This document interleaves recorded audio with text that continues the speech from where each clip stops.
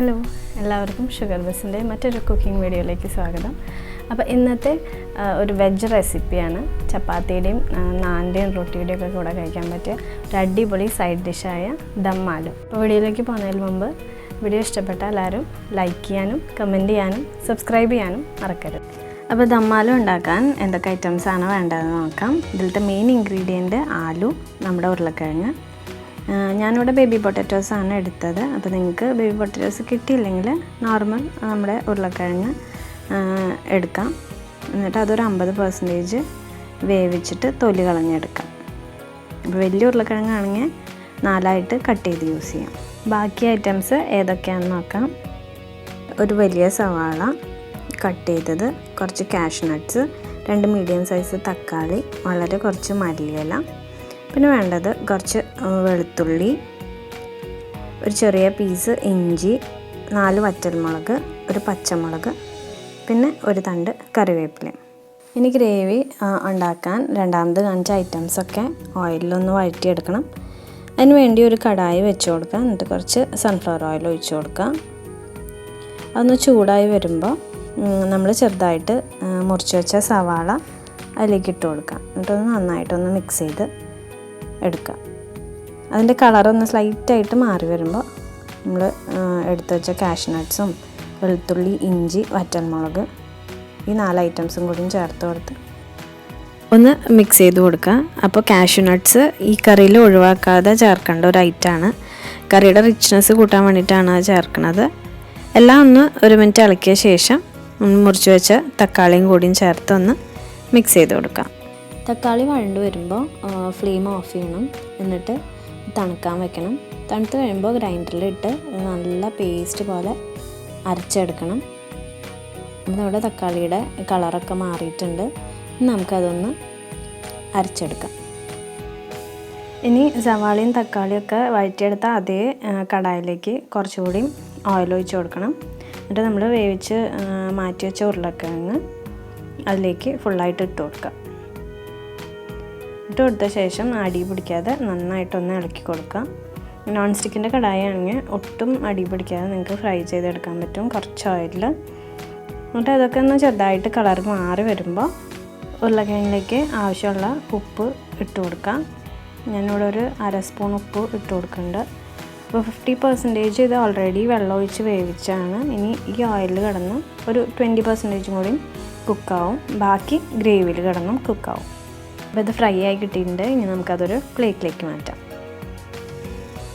ഇനി വീണ്ടും ഒരു കടായി വെച്ച് കൊടുക്കുക. എന്നിട്ട് അതിലേക്ക് കുറച്ച് ഓയിൽ ഒഴിച്ച് കുറച്ച് ഡ്രൈ മസാലാസ് ഇട്ട് കൊടുക്കണം.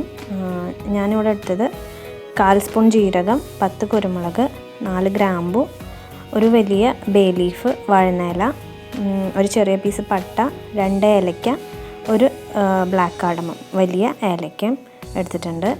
എന്നിട്ട് എണ്ണ ചൂടായി വരുമ്പോൾ ഇതെല്ലാം എണ്ണയിലേക്ക് ഇട്ട് കൊടുക്കാം.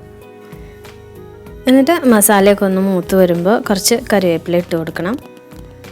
എന്നിട്ട് എല്ലാം ഒന്ന് ഇളക്കിയ ശേഷം നമ്മൾ അരച്ച് വെച്ച പേസ്റ്റ് അതിലേക്ക് ഒഴിച്ചു കൊടുക്കാം. തക്കാളിയും സവാളയും വെളുത്തുള്ളിയൊക്കെ ഇട്ട് മുമ്പ് അരച്ച് വെച്ച അരപ്പുണ്ടല്ലോ, അത് അതിലേക്ക് ഒഴിച്ച് കൊടുത്തൊന്ന് നന്നായിട്ട് മിക്സ് ചെയ്ത് കൊടുക്കാം.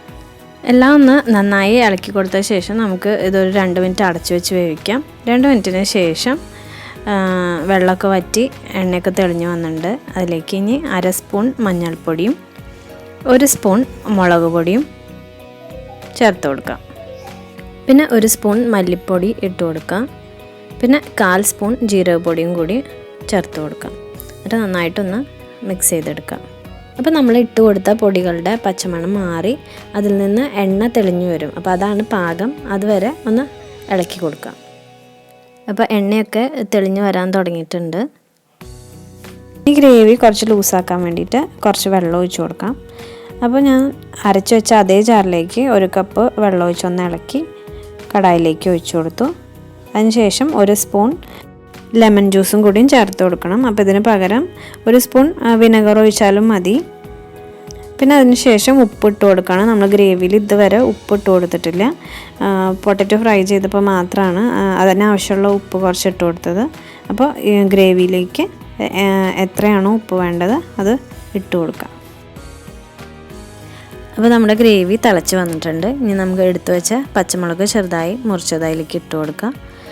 പച്ചമുളക് നിങ്ങൾ നോർത്ത് ഇന്ത്യൻ ഗ്രേവി ചെയ്യുമ്പോൾ എണ്ണയിൽ ഫസ്റ്റ് വഴറ്റാതെ ഇതുപോലെ ഗ്രേവി തിളയ്ക്കുമ്പോൾ ലാസ്റ്റ് ചെറുതായി മുറിച്ചിട്ട് കൊടുത്തിട്ടുണ്ടെങ്കിൽ ഒരു സ്പെഷ്യൽ ടേസ്റ്റാണ്, ഒരു വേറെ തന്നെ ഫ്ലേവറാണ് അതിന്. എന്നിട്ട് നമ്മൾ ഫ്രൈ ചെയ്ത പൊട്ടറ്റോ കൂടി ചേർത്തിട്ട് നന്നായിട്ടൊന്ന് മിക്സ് ചെയ്ത് കൊടുക്കാം. പിന്നെ ദം ആലു ചെയ്യുമ്പോൾ ഏറ്റവും ശ്രദ്ധിക്കേണ്ടത് പൊട്ടറ്റോൻ്റെ വേവാണ്. അപ്പോൾ ആദ്യം വേവിക്കുമ്പോൾ അത് കുറച്ച് വേവിച്ചിട്ട് ഫ്രൈ ചെയ്ത് ബാക്കി ഗ്രേവിയിൽ വെന്തോളും, അല്ലെങ്കിൽ ഗ്രേവി കിടന്ന് പൊട്ടറ്റോ കുഴഞ്ഞു പോവും. അപ്പോൾ ഗ്രേവിയുടെ ടേസ്റ്റ് ആകെ മാറിപ്പോവും. എന്നിട്ട് ഗ്രേവി കുറുകി വരുമ്പോൾ നമ്മൾ അരിഞ്ഞു വെച്ച മല്ലിയിലയും കൂടിയും ചേർത്ത് ഒന്ന് ഇളക്കി കൊടുക്കാം. ഇനി നിങ്ങൾ വലിയ പൊട്ടറ്റോ എടുക്കണമെന്നുണ്ടെങ്കിൽ അത് ഒത്തിരി ചെറുതാക്കാതെ വലിയ പീസസ് ആയിട്ട് കട്ട് ചെയ്യുക. ഇപ്പോൾ ഒരു വലിയ പൊട്ടറ്റോ എടുക്കണമെന്നുണ്ടെങ്കിൽ അത് 4ആയിട്ട് കട്ട് ചെയ്യാം. എന്നിട്ട് ബോയിൽ ചെയ്ത് ഇതുമാതിരി ചെയ്തെടുത്താൽ മതി.